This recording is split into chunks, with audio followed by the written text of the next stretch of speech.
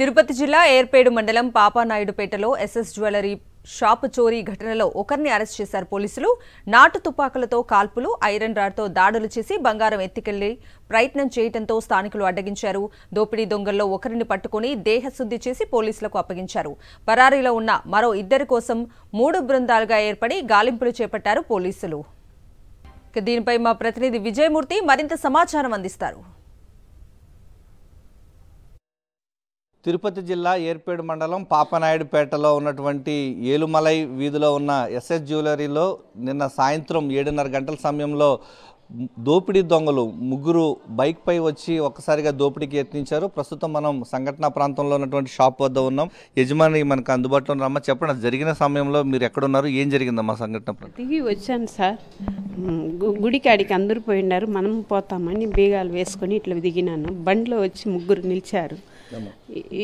ఏమి కావాలి మీకు అని అడిగినాను. నా ముఖం కూడా వాళ్ళు చూడలేదు. గబగబాని పోయి సుత్తితో అద్దం కొట్టినారు, కాల్చినారు. ఇంకా మన బిడ్డల్ని దా కాపాడాలని జనాలు పోయి అరస్తా పోయినాను గుడి దాకా. నేను షాప్ కూడా చూడలేదు పిల్లలు. మనం జనాలు వస్తేనే వీళ్ళ ఒక 6 మంది 7 మంది ఉన్నారు, మన ఎవరు లేదే ఈదిలో కూడా. నీ గబగబాని అరుచుకొని పోయినాను, అందరూ వచ్చేసినారు. ఇంతలాగా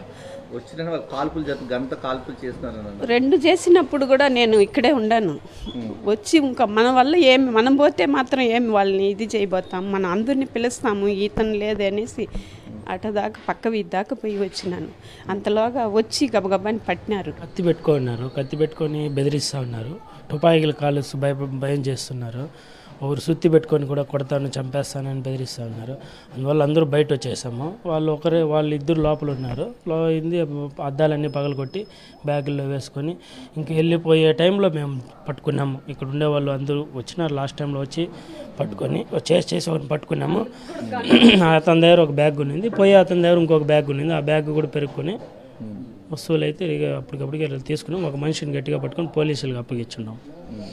సంఘటన ప్రాంతంలో ఈ యొక్క స్థానికుల సహాయంతో ఒక దొంగను అయితే అదుపులో తీసుకోవడం జరిగింది. ఈ యొక్క సంఘటన ప్రాంతంలో ఉన్నటువంటి ఈ షాపు వద్ద సీసీ ఫుటేజ్ ఆధారంగా మరికొంత వారు ఎవరు ఎక్కడి నుంచి వచ్చారనే విషయంపైన కూడా ప్రత్యేకంగా దృష్టి కేంద్రీకరించే పనిలో పోలీసులు ఉన్నారు. ప్రధానంగా ఈ పాపానాయుడుపేట పరిసర ప్రాంతాల్లో ఈ మధ్యకాలంలో యొక్క నార్త్ ఇండియన్స్ ఎక్కువగా ఉంటూ ఉన్నారు. ఈ యొక్క టీసీఎల్ కంపెనీ, ఇతర కంపెనీలన్నీ కూడా ఈ పక్క ప్రాంతంలో ఉండడం వల్ల బయట వ్యక్తుల సహాయంతోనే ఈ మాపై షాపులోకి లూటీ చేయడానికి వచ్చారన్నటువంటి అనుమానాలు అయితే స్థానికంగా ఉన్నటువంటి వ్యాపారులు, ఈ యొక్క బాధితులు కుటుంబీకులు చెప్తున్నటువంటి పరిస్థితి కనిపిస్తోంది. ఈ యొక్క లోతైన విచారణ జరిపి నిందితులపైన కఠిన చర్యలు తీసుకోవాలంటూ వారంతా కూడా చెప్తూ ఉన్నారు.